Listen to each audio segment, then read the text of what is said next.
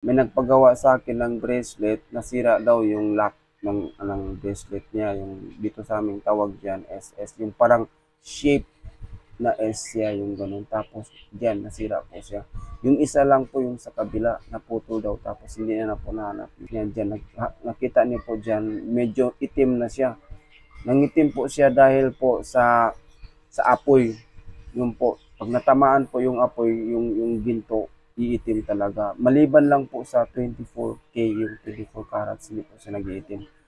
Yung mga 22 pababa po nag-iitim po. Pero sa tingin ko po, yan po 8K po siya. 8 carats po yung ganyang klaseng ginto.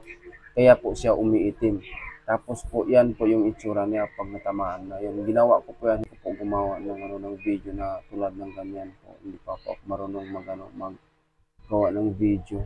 Tapos yun, yan na po yung finished product niya po. Pagka nahugasan na, yan na po yung itsura niya. Magdidilaw uli siya yung itsura ng ginto. Dumidilaw po.